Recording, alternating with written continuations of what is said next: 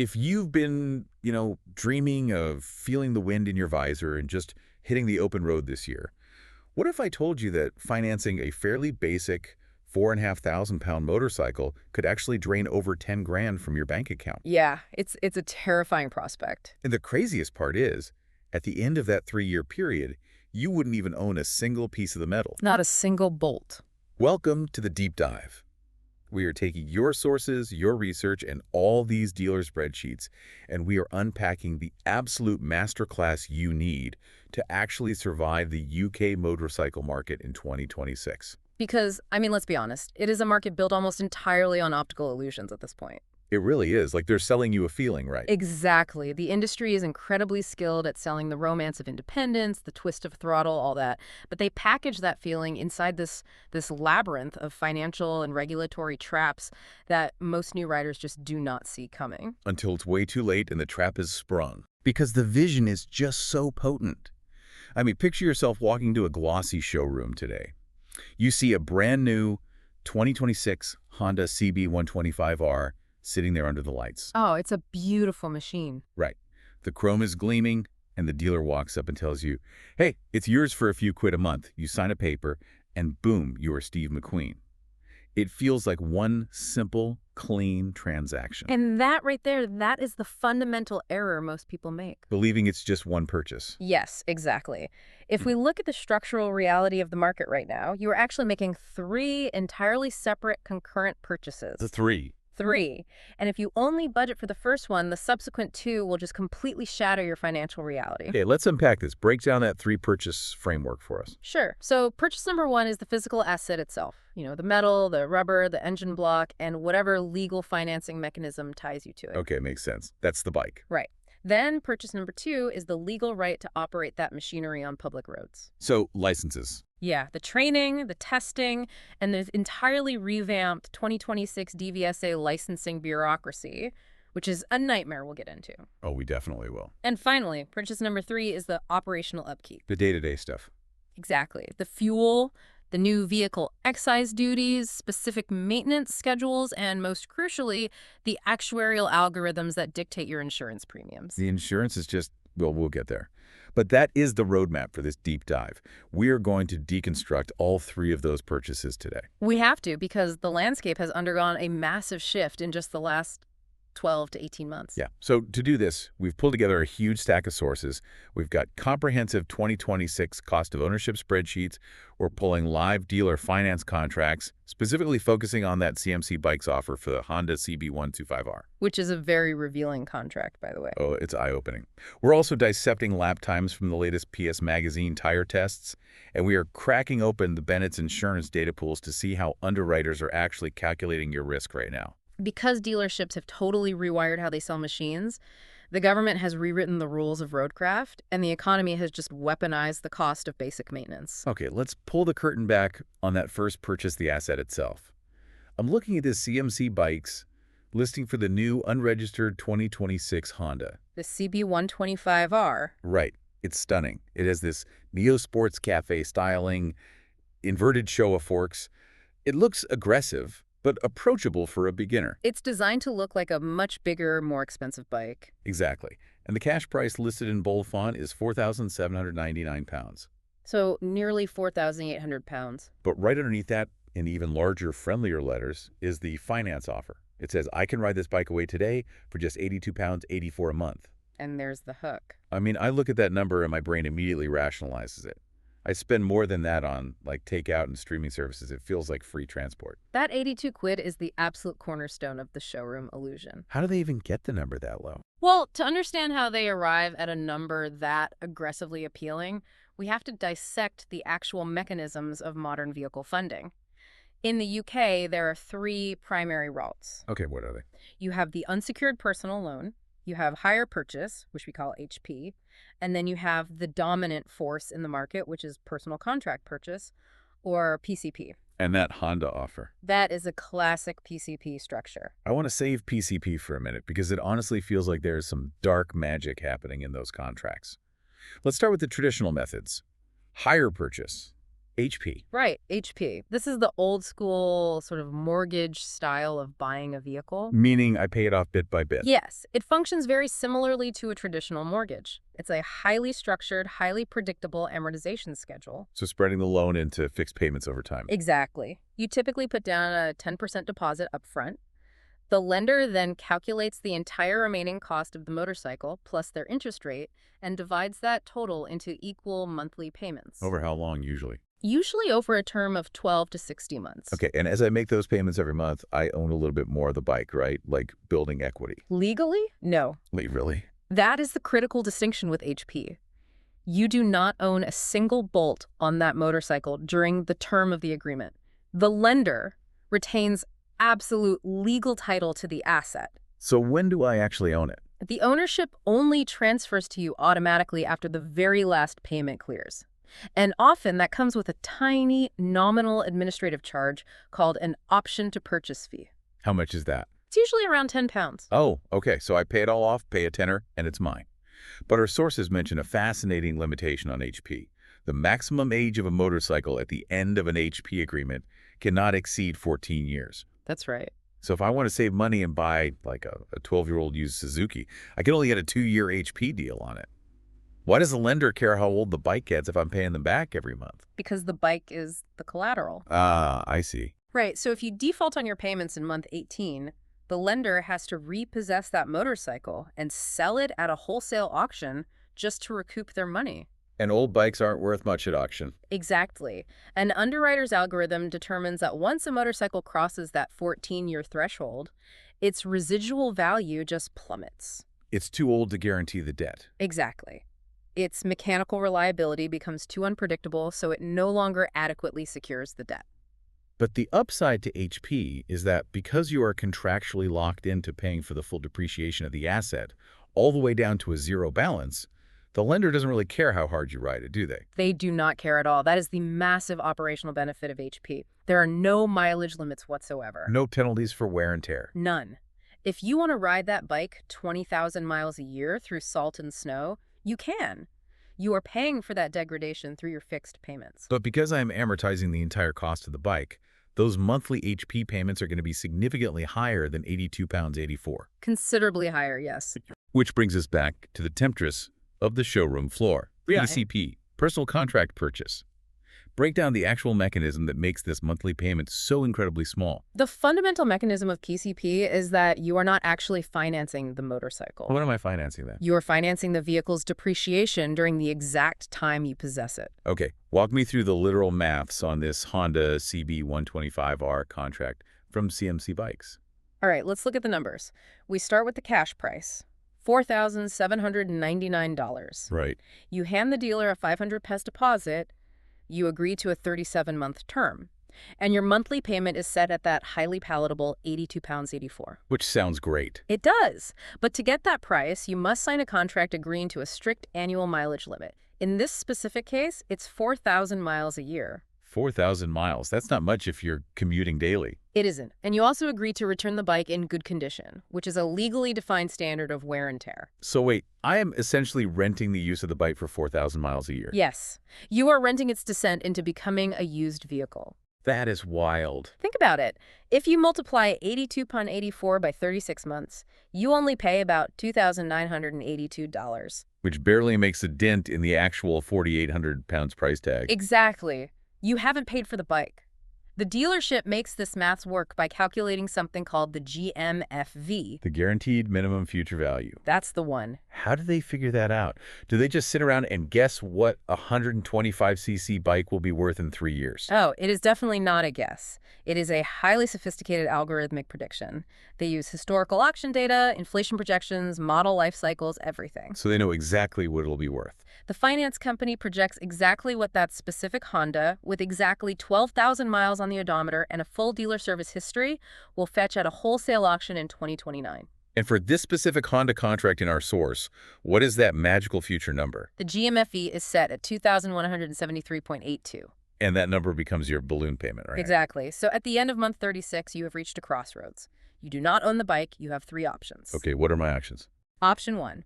You simply hand the keys back and walk away, assuming, of course, you haven't scratched the paint or exceeded that 12,000-mile total limit. And if I have, I pay penalties. Hefty penalties, yes. Oh, Option 2.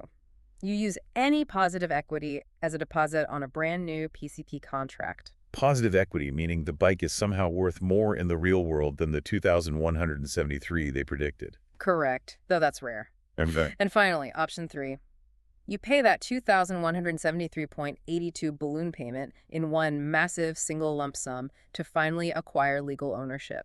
Okay, so PCP is basically like renting an apartment with a massive optional buyout clause at the end, while HP feels more like a standard mortgage. That's a great way to think about it. But here's the piece of the puzzle I am really struggling with. I am looking at the fine print of this Honda deal right now. Ah, the APR. Yes, it carries an 8.9% APR, and the total amount payable if I choose to buy the bike at the end of the 3 years is $5,656.06. The interest adds up. I am paying almost £860 just in interest on a £4,700 asset. Why on earth would the total interest be so much higher on PCP when the monthly payments are so much lower than HP? Because the interest calculation is the hidden knife in a PCP contract. How so? Well, in a standard hire purchase agreement, your balance goes down significantly every single month, right? You're paying off the principal. Exactly, which means the principal amount generating interest shrinks every month. But in a PCP agreement, that massive 2,173 balloon payment is deferred to the very end of the contract. Oh, I see where this is going. You are not paying it down. Yet the lender is charging you interest on that deferred amount for the entire 36 months. Wait, so I am paying interest on money I haven't paid back yet and aren't even required to pay back until the final day? Yes. You are paying interest on a debt that just sits there untouched for 3 years. That is incredibly devious. So the lower monthly payment is basically a psychological trick. You are trading wealth tomorrow for cash flow today. It is a phenomenal tool for the dealership, but an absolute wealth hazard for the consumer. Because what happens at the end? Well, dealerships heavily push PCP because it acts as a mechanical retention tool. Let's look at human behavior. What actually happens at month 36? You realize you don't have the cash. Precisely. Most young riders do not have over $2,000 in liquid cash sitting in a checking account to drop on a balloon payment. But they still need a vehicle to get to work on Monday. So they are trapped. The path of least resistance is to just hand the Honda back to the dealer, roll whatever tiny bit of equity they have into a new deposit, sign a fresh piece of paper, and ride away on a 2029 model for 85 bars a month. Exactly. The dealer has successfully converted a one-time purchaser into a perpetual subscriber. The subscription service. They have turned motorcycle ownership into a subscription service identical to upgrading your smartphone every 2 years. That's terrifying. The dealer gets a guaranteed, steady stream of low-mileage, perfectly dealer-maintained used inventory to sell on their forecourt. And the rider. They get a permanent £80 a month direct debit for the rest of their riding life without ever actually owning an asset. Okay, that explains why the showroom shines so brightly it's funded by perpetual interest. It really is. But what about just going to a bank? The unsecured personal loan. I borrow $5,000, I walk into the showroom, I drop cash on the desk, the bike is mine immediately. No mileage limits, no dealer ties. In theory, cash is king. An unsecured personal loan means the debt is tied to your signature, not the motorcycle itself. So if I crash the bike on day 2, The bank doesn't care about the collateral, they just want their monthly payment. And the rates for these loans are dictated by the Bank of England base rates. right, so what are the rates looking like? If you have a prime credit score and you are borrowing a substantial sum, say between £7,500 and £25,000, you can secure incredibly competitive rates, often hovering around 6.7%. There is a but coming. I can hear it in your voice. The but is the risk profile of small, short-term, unsecured debt. Because a starter bike is cheap. Exactly. If you are a young rider trying to buy a 125cc starter bike for under £5,000, those prime representative rates completely vanish. Why? Banks view a £4,000 unsecured loan to a 19-year-old as highly risky. The administrative cost of underwriting and servicing that small loan is disproportionately high compared to the interest they will actually earn. So they jack up the rate to make it worth their while. Exactly. Oh. Consequently, for an entry-level rider, a personal bank loan might carry a staggering 14% or 15% APR. Wow. Which makes the dealer's PCP offer statistically cheaper on a monthly basis, despite the balloon payment mechanics we just talked about. So the dealership essentially has you boxed in from all sides. They really do. Okay, so let's assume you navigate this matrix. You sign the PCP, the Honda's sitting in the dealership lot. You hold the physical key. Right. But as we know, that key is entirely useless because you haven't secured the bureaucratic key. Right. Which brings us to purchase number 2, the legal right to ride. The UK licensing system in 2026. And the regulatory environment is where the most profound shock occurs for new entrants to the market. Tell me about it. The financial barrier to entry is no longer just the £500 deposit on the machine. It is the sheer cost of bureaucratic compliance. Our sources outline the raw costs of getting licensed, and they are not trivial at all. Not even slightly. If you simply want to obtain your CBT, the compulsory basic training, which is the absolute bare minimum requirement to put L plates on a 125cc bike, you were looking at between 190 pounds and 210 pounds. Just for a one-day certificate. Right. But if you want a full unrestricted license, you have to undertake the Direct Access Scheme, or DAS. And that's where it gets really expensive. Yeah, that is an intensive 4 to 6 day training regimen that currently costs between 790 pounds and 1,290 pounds. And that price includes the mandatory GVSA test fees, right? Yes. It includes the £15.50 for Module 1, which is the off-road handling test, and £75 for Module 2, the live traffic road test. Why are those training costs so high now? Those costs are rising specifically because the entire philosophy underpinning UK motorcycle licensing is being radically dismantled and rebuilt by the Department for Transport and the DVSA in 2026. Okay, what was fundamentally wrong with the old system? Why rewrite the rules now? For decades, the UK system suffered from an inherent flaw. It prioritized test memorization over genuine roadcraft. How do you mean? Take the old Module 1 test, for example. It required a rider to perform a U-turn within a highly specific painted box on an empty tarmac pad while an examiner with a clipboard just watched you. Right, which isn't very realistic. Exactly.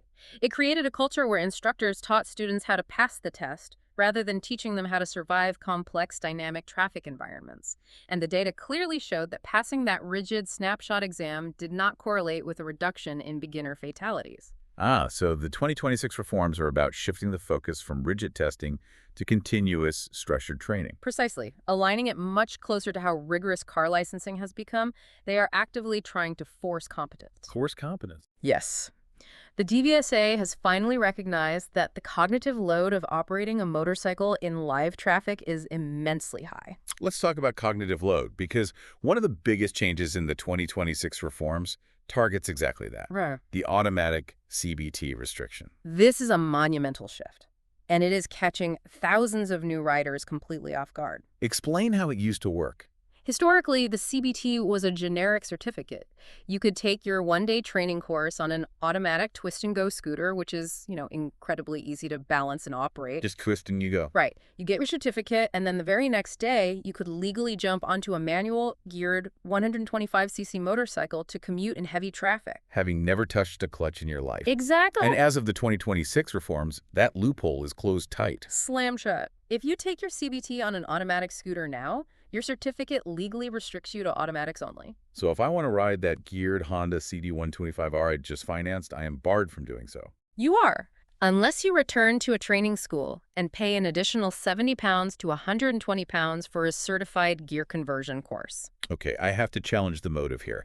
Is this genuinely about saving lives, or is this just bureaucratic overreach wrapping red tape around the absolute cheapest form of independent transport left in the UK? That's a fair question. I mean, it feels like we're actively punishing, say, a 17-year-old apprentice who just needs to get to a job site on a cheap 1,000 pounds used geared bike, but took their test on a scooter, because that's literally all the training school had available that day. The industry debate on this has been ferocious, and it echoes your exact sentiment. So what's the DVSA's excuse? Their counter-argument rests entirely on that concept of cognitive load that we mentioned. When a novice rider is approaching a busy roundabout, their brain is executing what's called an OODA loop. An OODA loop. Observe, orient, decide, act. They are tracking cars, they're judging speed, they're looking for hazards. Right, there's a lot going on. If you add the mechanical complexity of modulating a manual clutch, blipping a throttle, and selecting a gear to a brain that is already overwhelmed, the audio loop just collapses. They just freeze. The rider panics, stalls in the intersection, and becomes a severe hazard. The DVSA's stance is that clutch control must be muscle memory before you enter live traffic. Yeah. It shouldn't be something you figure out while a truck is bearing down on you. Okay, I can see the logic there. And that philosophy extends to the actual syllabus of the new CBT, right? Yeah. It's no longer just riding around cones in a parking lot. Not at all. The 2026 syllabus mandates formal theoretical elements that were previously just glossed over or ignored. It introduces dedicated hazard perception training. Which is huge. And most importantly, it overhauls the on-road phase.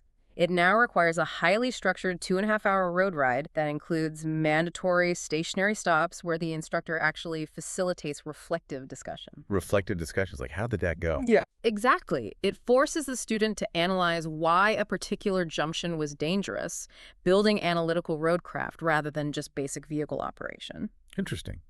Okay, let's map out the tiered system because looking at the sources, the age restrictions are incredibly complex. Walk me through the difference between a 17-year-old entering this system versus a 24-year-old. The UK system basically uses age as a proxy for maturity and risk-taking behavior. Which, fair enough, teenagers are risky. Statistically, very risky. So if you are 17, your absolute legal ceiling is the A1 license tier. And what did A1 let you ride? That restricts you to machines producing a maximum of 11 kilowatts, which equates to roughly 15 brake horsepower. So your standard 125cc commuter bike. Like a Honda. Exactly. It has enough power to reach 60 miles per hour, but the power-to-weight ratio ensures it takes a fairly long time to get there. And when they turn 19? At 19, they unlock the A2 license tier. This raises the cap to 35 kilowatts or 47 brake horsepower. It's massive. 47 horsepower on a motorcycle weighing 180 kilograms is a completely different universe of physics. It can achieve highway speeds rapidly and has enough torque to safely overtake vehicles. But if I'm 24 years old, the DVSA assumes my frontal lobe is finally fully developed, right? Yes. At 24, you qualify for the direct access scheme.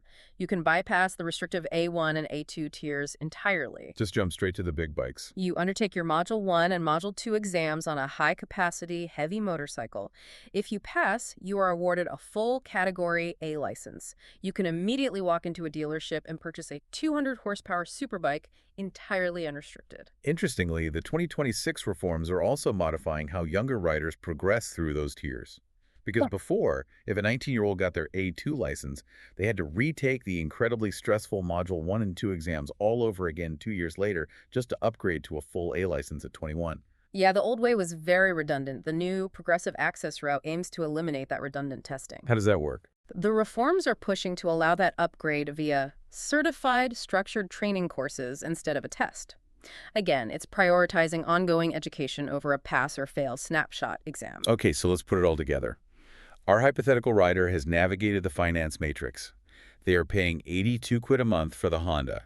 They have spent 200 pounds in a full day dealing with the new cognitive load-focused CBT. Right. The bike is in their driveway. They are ready to ride, but they can't. No, they cannot. Because they have to buy purchase number 3, operational upkeep. Specifically, they have to face the most mathematically brutal rite of passage for any UK motorist. You are referring to the actuarial gauntlet of beginner insurance premiums. I am. I'm looking at this data pool from Bennett's and Go Compare for early 2026. The headline figure looks fantastic at first glance. It claims the overall UK median motorcycle insurance premium is $291 a year. Which sounds lovely. It does. But that number is a statistical mirage, isn't it? It is actively lying to the listener of this deep dive. It is an incredibly deceptive aggregation. Yeah. That 291 median is dragged drastically downward by a massive demographic of veteran riders. Actuarial science relies on the law of large numbers, right? Okay. The vast majority of motorcycles in the UK are ridden by older individuals, often on classic bikes or large touring machines, who hold decades of accrued no-claims discounts. Yeah, guys who've been riding for 40 years. Exactly. They might ride 2,000 miles a year on a sunny Sunday and keep the bike locked in a heated garage. Their risk of filing a claim is statistically close to zero, so their premium is like £90. And when you blend their 90-pound data with new riders, you get the fake 291 average. Exactly. But if you filter the data specifically for a new rider, you run headfirst into what we call the inexperience tax. Let's read these real median numbers because they are just staggering. They really are. A rider on a provisional license, meaning they only have that CBT certificate we just discussed, faces a median premium of 810 pounds a year. Just let the sheer weight of that math settle for a moment. It's insane. Our rider is paying roughly 980 pounds a year to finance the depreciation of a 4,700-pound Honda on PCP, right? Yeah. And the underwriters are demanding an additional 810 pounds purely for the legal requirement to insure it against third-party damage. The insurance cost nearly eclipses the finance cost. It does. It's a massive barrier. But there is a progression in the data. As you gain experience, the algorithms relax a bit. The data shows that once you pass your full test and hold a full license for less than 1 year, the median premium drops to 599 pounds. That makes sense. And at the end of year 1, if you haven't crashed, you earn a no-claims discount, and the premium drops again to 370 pounds. Right. That is the expected trajectory of risk reduction. The actuary sees you surviving the most dangerous 12 months of your riding career and rewards you with a lower premium. But then the data reveals something totally counterintuitive. Look at year 2. Yes. Year 2. The median premium for a rider with 2 full years of experience actually spikes back up to 453 pounds. It leaps up by over 80 pounds. Oh. And it doesn't drop down to 324 pounds until year 3. Why on earth would an algorithm suddenly punish a rider in year 2 when they possess definitively more road experience than they did in year 1? This is where actuarial science perfectly intersects with behavioral economics. The algorithm is not punishing the experience. It is predicting a highly specific, highly dangerous behavior. What behavior? Well, we have to ask ourselves what typically happens exactly 24 months after a 19-year-old gets an A2 license, or 24 months after a CBT rider gets incredibly bored of being limited to 55 miles per hour on dual carriageways. Ooh. The honeymoon phase ends. They upgrade the machine. Exactly. Year 2 is the statistical danger zone. It is the exact window where riders transition from a slow, lightweight, forgiving 125cc commuter to a 600cc sports bike or a heavy, high-torque naked bike. So their personal experience level increased slightly, but the risk profile of the vehicle they are piloting just absolutely skyrocketed. Precisely. Furthermore, year 2 is where riders succumb to the Dunning-Kruger effect. A false sense of confidence. Yes. They have survived a year, they feel falsely confident, their hazard perception lags way behind their newfound speed, and they crash. And the underwriters know this. They have the data. The year 2 spike of 453 theer is the literal statistical manifestation of thousands of riders binning their brand new, much faster second bikes into hedges. Okay, so if I am staring down the barrel of an 810-pound premium just to get on the road in year 1, how can I hack this system? The algorithm is just maths, right? How do I change the variables in my favor? Actuaries calculate risk by multiplying the probability of an event by the severity of the financial loss. Okay. For young riders, the highest probability event isn't actually a crash. It isn't. No, it is theft. Motorcycles are incredibly easy to steal. 4 guys can just lift a bike into a van in 30 seconds. Oh, wow, yeah. So, to hack the algorithm, you must introduce variables that drastically lower the probability of theft or drastically increase the probability of recovery. And you do that with physical security hardware. So I go to Amazon, I buy a 20-quid padlock, and I check the box on the insurance form saying, bike is locked. Problem solved. Absolutely not. A cheap padlock will not move the needle at all. The algorithm completely ignores unverified hardware. Ah, so what do they look for? You must invest in certified security. A sold secure gold or diamond-rated heavy-duty chain, which might cost 120 pounds, physically anchors the bike. That helps. But the ultimate hack is a Thatcham-approved GPS tracker. How does a tracker change the maths for the insurer? Think about the payout. If an 8,000-pound motorcycle is stolen and disappears into a shipping container, the insurer has to pay out 8,000 pounds. Right. If that same motorcycle has a Thatcham-approved tracker like a SmartTrack, MotoTrack, or a Bike Track system, the recovery rate jumps to over 90%. Because the police can just follow the dot on the map. Exactly. So if the bike is recovered quickly, maybe with just 500 pounds of ignition damage where they hot-wired it, the insurer only pays 500 pounds. Wow, that's a huge difference. You have fundamentally altered the severity of the loss for the underwriter. The algorithm sees that tracker and will often slash the premium significantly. Enough to pay for the tracker. Often, yes. The savings can sometimes pay for the cost of the tracker, which is maybe $548 for hardware, installation, and subscription in the first 2 years of insurance savings. Spend £500 in hardware to save £300 a year in premiums. The upfront cost is rough, but the long-term ROI is undeniable. It's the smartest move you can make. Now, what about the actual type of insurance policy? If I am a young rider completely strapped for cash, common sense dictates I should just buy third-party only coverage. Right. It's the legal minimum. It doesn't cover my bike if I crash it. It only pays the person I hit. Less coverage from the insurer should equal a cheaper premium for me, right? That is one of the most fascinating paradoxes in the entire insurance industry. Common sense is entirely wrong here. Really? Yes. The data from Bennett shows the median premium for third-party only cover is $498. Meanwhile, comprehensive cover, which protects your bike, theft, fire, and the other person, has a median of only $228. Wait, what?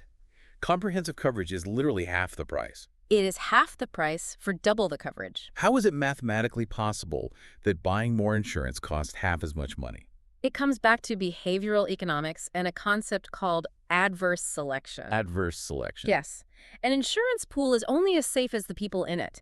Actuaries look at the type of human being who selects third-party only coverage. Who historically chooses the absolute legal minimum. Young, high-risk riders on very cheap, disposable motorcycles who fully intend to ride aggressively and just accept they might total the bike. They don't care about the asset. Exactly. The insurer knows this specific pool of people is highly volatile. Conversely, the type of rider who willingly pays extra for comprehensive cover is generally older, more cautious, financially stable, and deeply cares about protecting their assets. So the algorithm isn't just pricing the product itself. No, it prices the behavior associated with the product. By selecting comprehensive cover, you signal to the algorithm that you are a responsible adult and you are rewarded with the pricing pool of responsible adults. That is a brilliant insight. Seriously, if you're listening, write that down. Always check the comprehensive quote. Always. Okay, so we have navigated the finance matrix, we've hacked the insurance algorithm, we hold the legal DBSA license, the buck is in the driveway. We finally arrive at the hidden running costs. The day-to-day bleed. Let's start with VED, Vehicle Excise Duty, commonly known as road tax. There is a major policy reversal hitting the market in 2026. Yes, the free ride for early adopters of electric vehicles has officially ended. How so? Historically, to incentivize the transition away from fossil fuels, zero-emission motorcycles were entirely exempt from VED. But as of 2026, the government has recognized they are losing way too much tax revenue and reversed course. Electric motorcycles are no longer exempt. They are now taxed at the exact same base rate as the smallest internal combustion engine category, which is anything up to 150 cc. Correct. So a tiny 125 cc Honda Commuter and a brand new 20,000 pounds Zero electric superbike both pay £27 a year. It's a flat rate for the bottom tier. And the tax bands scale up aggressively based on engine displacement. If your bike is between 151cc and 400cc, it's 59 Hearts. Jump up to the 401cc to 600cc bracket, and it's 90 pounds. Anything over 600cc will cost you 125 cis a year. And don't forget the convenience tax. Oh, right. There's a sneaky little tax built into this system. If you try to ease your cash flow by paying that VED monthly via direct debit, the government slaps a 5% surcharge on the total. It seems like a minor detail, a few pounds here and there, but these marginal costs compound relentlessly. Just like fuel. Exactly. Fuel operates on the same principle. Unleaded petrol in 2026 is sitting between 156.1 pence and 160.0 pence per liter. Which hurts. But this is the one area where small capacity bikes offer true economic relief, right? It is. A 125cc engine is essentially a sewing machine powered by tiny explosions. It can easily achieve 110 miles per gallon. That translates to a running cost of about 6 pence per mile. Exactly, but if you upgrade to a larger multi-cylinder machine getting maybe 45 mpg, you are suddenly paying 16 pence per mile. Over a 4,000-mile annual commute, that difference is hundreds of pounds. But fuel and tax are obvious outgoings. Everyone expects to buy petrol. Let's talk about the silent killer of motorcycle budgets. Maintenance. Because this ties directly back to our finance discussion.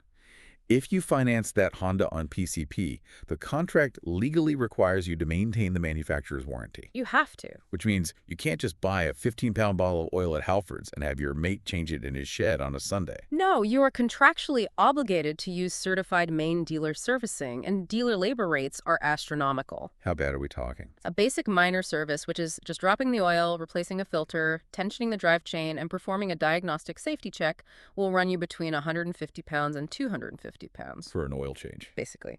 And a major service, which involves spark plugs, brake fluid flushes, and much deeper inspections, escalates to between 350 and 600 pounds. But the real financial landmine in maintenance is engine architecture, isn't it? It is. We mentioned earlier that the Honda CB12B5R has a double overhead camshaft engine. Eventually, the internal timing of those cams and the valves they open and close goes out of specification. Correct. The intake and exhaust valves inside the cylinder head require microscopic clearances to operate correctly under extreme heat. And those change over time. Over time, as the metal expands and wears, those clearances tighten. Checking and adjusting valve clearances is immensely labor-intensive. What does the mechanic actually have to do? A mechanic essentially has to dismantle the top half of the motorcycle. They're removing fairings, the fuel tank, the airbox, the throttle bodies, and the valve cover just to measure the gaps with a feeler gauge. That sounds like hours of work. It is. And if they need adjusting, the camshafts often have to be physically removed to replace these tiny metal shims. On a complex multi-cylinder machine, that specific service interval can trigger a singular invoice of 1,000 pounds to 1,200 pounds purely in labor hours. 1,000 pounds just to adjust some valves? That's incredible. Which brings us to the single biggest recurring consumable on any motorcycle: tires. The only thing keeping you out of a hospital bed? Exactly. The rubber. We have incredible data to unpack from the PS Magazine 2025 Sport and Hypersport Tire Test. They took a 200-horsepower BMW S1000RR to an intensive testing facility in southern France to scientifically evaluate 12 different tires. 6 in the sport category and 6 in the hypersport category. And the results of this test completely shatter decades of established motorcycle wisdom. They really do. Historically, tire choice was a binary compromise. How so? If you wanted maximum sticky grip for riding fast, you bought a track-focused hypersport tire. But you accepted they would wear out quickly and perform terribly in the rain. And the alternative? If you wanted longevity and wet weather safety, you bought a sport tire, but you accepted it wouldn't offer extreme grip in the dry. But the chemical engineering has evolved so rapidly that the lines are blurring. I'm looking at the data, and the overall winner of the entire PS Magazine test wasn't a track tire. No, it wasn't. It was the Dunlop Sport Smart MK4, a standard sport tire. It absolutely dominated the wet track handling course, throwing down a lap time of 72.64 seconds. To put that into perspective, it beat the slowest hypersport tire in the test, the Continental Race Attack 2 Street, by over 11 seconds a lap in the wet.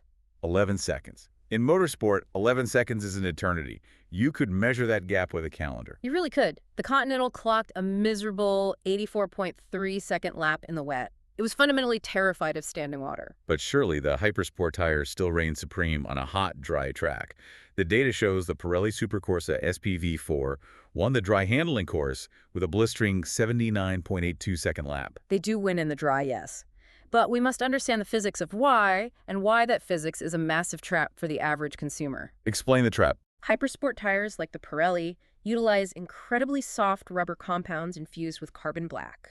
They have incredibly stiff internal carcasses to handle extreme lean angles, and they have a very high tread-void ratio, meaning there are very few grooves cut into the tire to channel away water. Maximizing the rubber touching the road maximizes dry grip. Exactly. So what is the catch for a normal rider? The catch is the glass transition temperature of those specific chemical compounds. Hypersport tires are designed to operate at extreme temperatures generated by heavy track braking and acceleration. And if you don't get them hot enough? Until they reach that specific thermal window, the rubber remains hard and glassy. It offers very little mechanical grip. Whereas a sport tire? A sport tire, like the Dunlop MK4, uses high levels of silica in its chemical compound. Silica remains pliable and flexible at much lower temperatures. It is ready to deliver near-peak performance after just a few corners of riding, even on a chilly morning. So let's bring this back to our listener. A young rider buys their first big bike. They look at MotoGP racers on television. They say, I want the stickiest, most aggressive tires possible because I want to ride fast and look cool. A very common thought process. So they spend 350 pounds putting Pirelli Supercourses or Continental Race Attacks on a bike they use to commute to work every day. Yeah. What is the physical and financial reality of that decision? They fall into a massive trap. Financially, they will suffer catastrophic premature wear. Because they're soft? Exactly. Those soft compounds will flatten out in the center just from riding in a straight line on a highway, destroying a 350-pound investment in a few thousand miles. And safety-wise? It is terrifying. On a cold, rainy Tuesday morning commute in November, those track-focused Hypersport tires will never generate enough heat to reach their operating temperature. The carbon black compound stays hard. The lack of tread grooves causes aquaplaning. We just skim over the water? They will offer terrible, unpredictable wet grip, precisely as the Continental's 84-second wet lap time proved in the test. So basically, putting track day tires on your daily commuter bike is exactly like wearing carbon-plated marathon super shoes to walk to the grocery store in the rain. That is a perfect analogy. They're incredibly expensive, they wear out immediately, they are wildly uncomfortable for the task, and they are totally unnecessary. Spot on.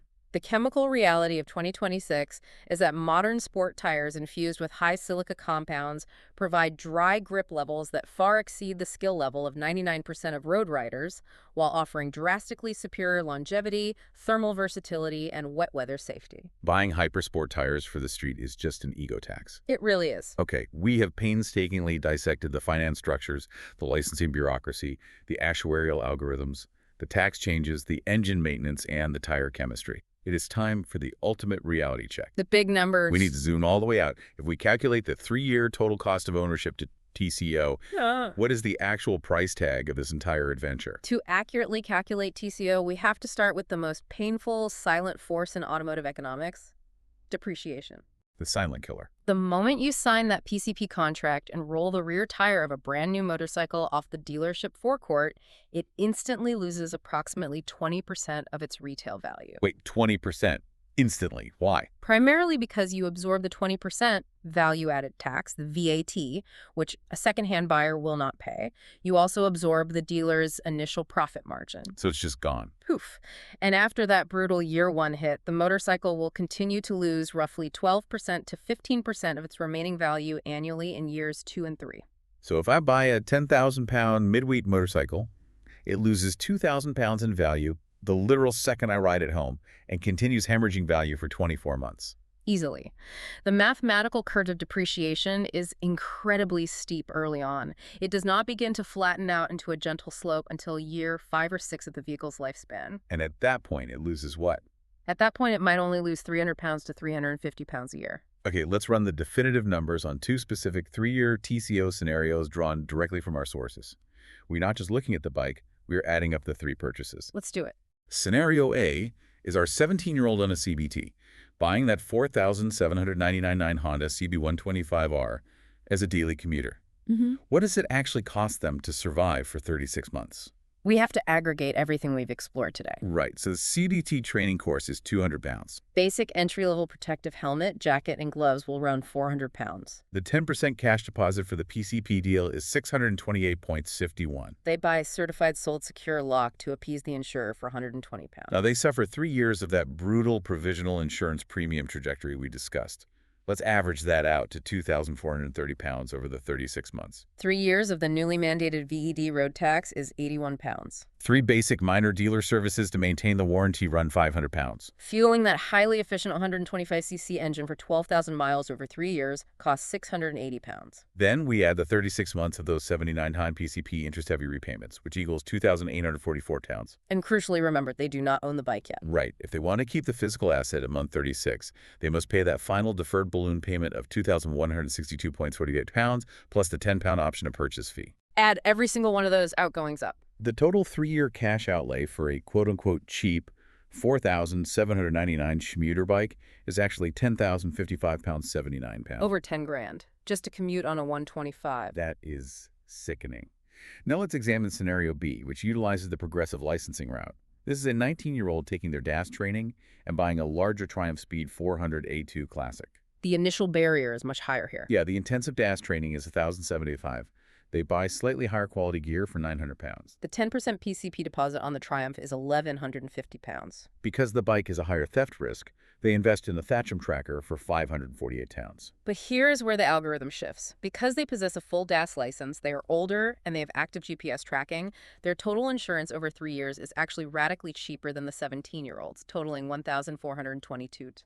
VED is higher due to engine size at 177 pounds. Fueling the larger 400cc engine for 12,000 miles requires 1,665 pounds. The 36 months of 65 PCP payments equal 2,340 pounds. And the final balloon payment is 2,327 pounds and 56. Add it all up, and the total 3-year cash outlay for the Triumph scenario amounts to 12,354 pounds and 50 cents. Over 12 grand.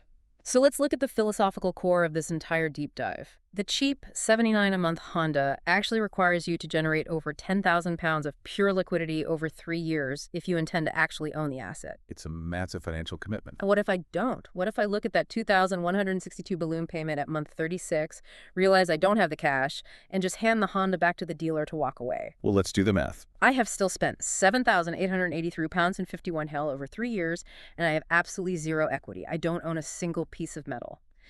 Is internal combustion commuting actually just a catastrophic financial black hole? It absolutely functions as a black hole if your strategy is dictated by the showroom shine rather than the spreadsheet. But systematically analyzing this TCO data also provides the exact blueprint for how to mitigate the damage, doesn't it? It does. It gives you the power to hack the TCO. Reveal the blueprint. How do we hack it? You weaponize the depreciation curve we discussed earlier. If your primary goal is affordable, independent transport, you must avoid brand new motorcycles entirely. Just skip the showroom altogether. Yes. You let someone else absorb the 20% VAT hit and the early depreciation. You buy a 5-year-old used 125cc motorcycle from a reputable private seller or a used dealer. Because at year 5, the curve is flattened out. The bike is only losing maybe 300 pounds a year in value. Precisely. Furthermore, because it is an older, cheaper asset, the insurance underwriters view the replacement cost as negligible, which drastically lowers your premium. And crucially, because you aren't tied to a PCP contract that mandates main dealer servicing, you can just learn to do basic oil changes yourself, completely obliterating the maintenance budget. Exactly. You finance that 5-year-old bike using a standard hire purchase agreement or a small bank loan. You keep it for 3 years. And when you sell it in year 8, because it hasn't depreciated much further, you recoup a massive portion of your initial capital. For the budget-conscious listener, navigating the used market with HP is mathematically vastly superior to chasing the new bike illusion with a PCP subscription. It is a sobering reality check. When you aggregate the fuel, the exorbitant dealer maintenance, the 810 pounds insurance premiums, and the intense DVSA testing bureaucracy, traditional internal combustion commuting in 2026 is just structurally overwhelming. Which brings us to a fascinating, completely divergent twist in the 2026 landscape. We need to talk about an entirely different paradigm for our outro today. The broader transportation landscape is shifting rapidly, and ironically, it is not shifting in favor of the vehicles you might expect. No, it isn't. As of April 5th, 2026, the UK government officially terminated the plug-in motorcycle grant. The PMG is dead. Dead and buried. This was a devastating policy decision for the electric motorcycle industry. L-category vehicles, meaning mopeds and motorcycles, are now the absolute only segment of UK road transport that receives zero government purchase incentives for zero-emission vehicles. What's the impact of that? The industry projections estimate this lack of subsidy will cost the market $50 million and result in roughly 6,500 lost sales by the end of the decade. The logic is pretty simple. Without that grant absorbing the massive cost of lithium-ion batteries, the upfront showroom price of a highway-capable electric motorcycle is simply too high. The total cost of ownership maths breaks down completely. You cannot save enough money on electricity to justify the initial purchase price. But looking through our sources, there is a massive legislative loophole, a totally different path that completely redefines the concept of commuting. It raises a highly provocative question about utility. We must ask ourselves what the fundamental purpose of a commuter vehicle actually is in a densely packed 2026 urban environment.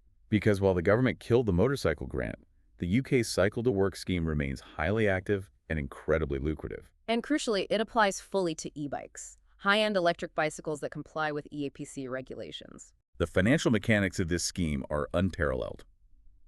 Through a salary sacrifice arrangement with your employer, You can purchase a sophisticated, high-performance e-bike, essentially tax-free. Depending on your specific income tax bracket and national insurance contributions, you can effectively save up to 47% off the total retail cost of the bicycle and all associated safety gear. Let's compare that to the 3 purchases we just spent an hour deconstructing. Yeah. With an e-bike, there is no DVSA testing bureaucracy. None. There is no cognitive load CBT. There is no $810 a year actuarial nightmare for insurance. You don't even need a license. There is no VED road tax. There are no 1,000-pound valve clearance engine services. You just pedal, the electric motor silently assists your effort, and you arrive at work without sweating. It completely, cleanly sidesteps the entire 3-tiered financial and regulatory trap that defines modern motorcycle ownership. So I want to leave you with this final provocative thought. If your goal isn't to look like a MotoGP racer on the weekends, if your actual functional goal is simply to commute 3 miles across a congested town, beat the gridlock, and preserve your wealth, in the reality of 2026 is the smartest financial move to skip the PCP contracts, bypass the brutal insurance algorithms, and ignore the licensing bureaucracy entirely. It's a very compelling alternative. Should you just leverage a salary sacrifice scheme to buy a high-end e-bike instead? Yeah. It is a profound question of utility versus romance, something to mull over on your commute tomorrow. It ultimately forces the consumer to look in the mirror and ask honestly, am I buying this vehicle for transport or am I financing an aesthetic? The dream of the showroom versus the cold reality of the spreadsheet, right back where we started. That is it for today's deep dive. I hope this hour has given you the strategic analytical toolkit you need to look at those glossy dealership offers and see the underlying mechanics of the maths. Thank you for joining us as we unpack this incredible stack of sources. Stay sharp out there, question the algorithms, and we will catch you on the next deep dive.